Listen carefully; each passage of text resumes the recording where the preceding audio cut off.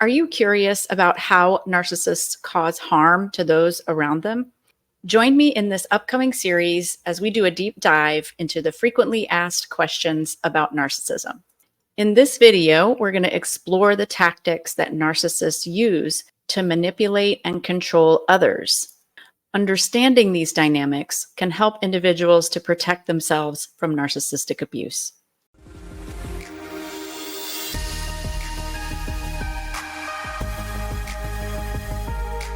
Well, hello and welcome back to today's episode of Holistic Healing Network. I am your hostess, Leah Petrucci, and I am a licensed mental health counselor, as well as a holistic health and spiritual wellness coach and narcissistic recovery coach.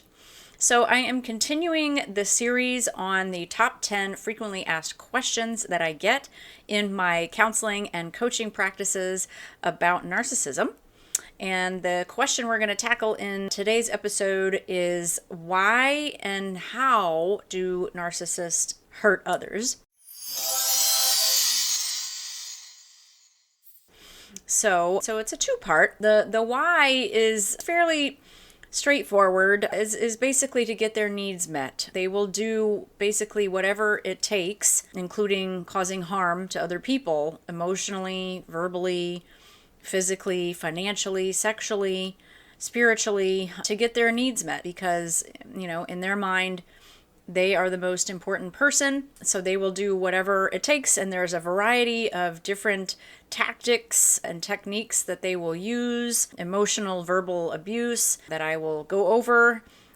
So you can identify what those behaviors look like. We've talked about a couple of them briefly, and, we'll get some knowledge too in some of the different narcissistic glossary of terms that you may hear and see floating around on the internet. So we're going to cover those as well. The first tactic of emotional and verbal abuse that is the most common that you will see in narcissistic people is called gaslighting. What gaslighting is, a tactic that the narcissist uses to basically twist the other person's reality and to making them doubt their perception of things and making them think they're crazy, making them think they're overreacting, causing them to doubt how they're perceiving things, saying things like, you're overreacting, it was just a joke, can't you take a joke, or I didn't do that, or I didn't say that. Your memory isn't so great, since the car accident, your memory isn't that great, or you have ADD, or blah, blah, blah. They'll use people's mental health issues against them, their physical health issues against them, their memory problems, whatever. I've even had clients say to me, well, I know my memory isn't that great. But then I hear that as a red flag and I question even further, like, well, wait a minute, tell me more about that. And then usually I uncover a case of gaslighting, where they're confused and they're doubting their own perception of things. They're doubting their own reality and telling the narcissist, you're probably right. I probably didn't remember that correctly. And then that's not the case. This is a case of gaslighting. There are other examples, and I would love to hear in the comments, share any examples of gaslighting that you've endured from a narcissistic person. I'm just to share a brief testimony. I've been gaslighted from a narcissistic partner in front of a therapist, where basically he tried to convince me that I told him that the reason that he didn't show up the week before to our session was because I told him the wrong time, or, something like that, when it was very clear that I gave him the correct time and that he knew exactly what day and time he was supposed to come to therapy. And he just gave all kinds of reasons and excuses at first, and then he tried to gaslight me in front of the therapist. And that's when I knew it was done. It was over. And I broke up with him probably when we got home, because we lived together at the time. and I proceeded to move out, and he had a new girlfriend in a matter of days. That's just an example of that, true to the narcissist MO, that they can't go without a source of supply. But I digress, talking about different forms of emotional, verbal, psychological abuse. I mentioned in a previous video about projection, which is when the narcissist projects their own stuff onto the other person by saying, you're crazy, or you're narcissistic, or you're cheating, when they're the ones doing that stuff, but they don't want to admit that they're doing those things. So they project that onto the other person. So that's what projection is. Love bombing. We talked a little bit about that in an earlier video. That's what narcissistic people tend to do in the early stages of relationships, when they just shower their partner with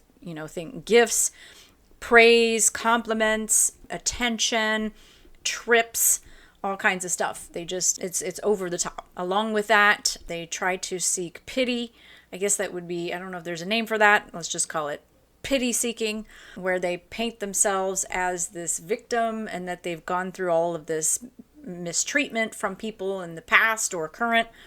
They've had all these crazy ex-partners that have abused them or cheated on them, and they've got a bum rap in all of their past experiences. And you may wonder, like, can a person really have this much bad luck? It's meant to invoke pity, especially for those who are codependent or empathic. So, we'll just call that pity seeking. Another tactic is called the double standard.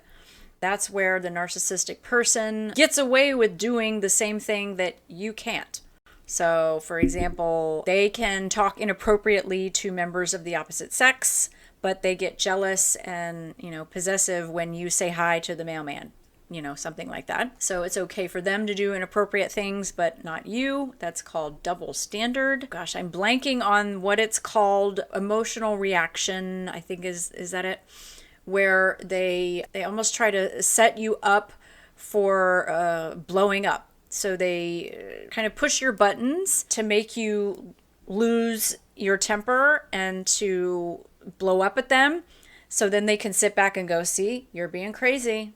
You're out of control. They, just set you up for you blowing up, and then they can sit back and go, see, you're being crazy, you're blowing up, you're being irrational, when they very well knew that that's what they were trying to get from you. Future faking, that's another glossary term, where they project, they paint this fantasy of all of these amazing things that they are going to make happen in the future, and they tend to do this in the beginning of the relationship.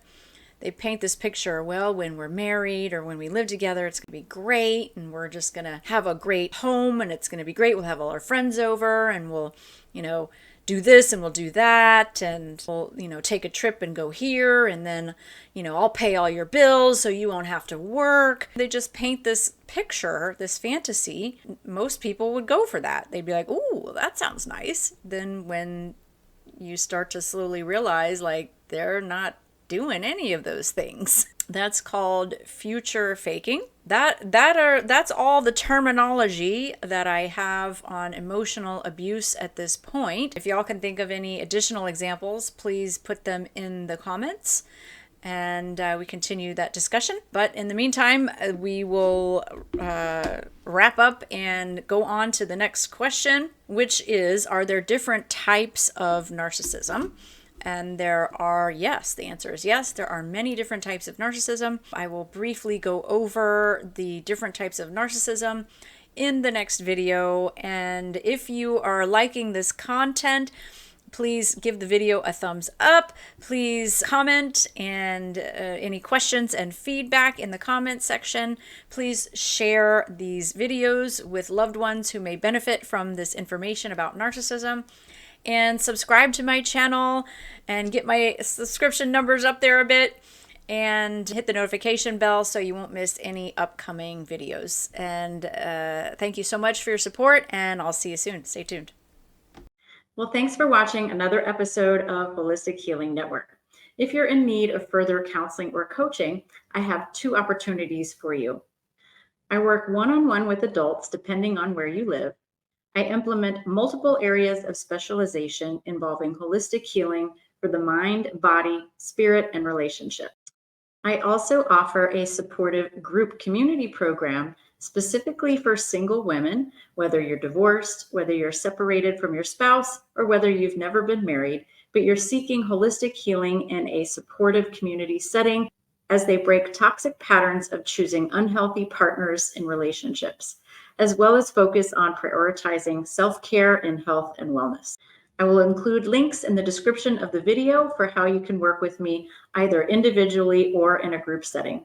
Thanks for watching Holistic Healing Network, and I'll see you in the next video.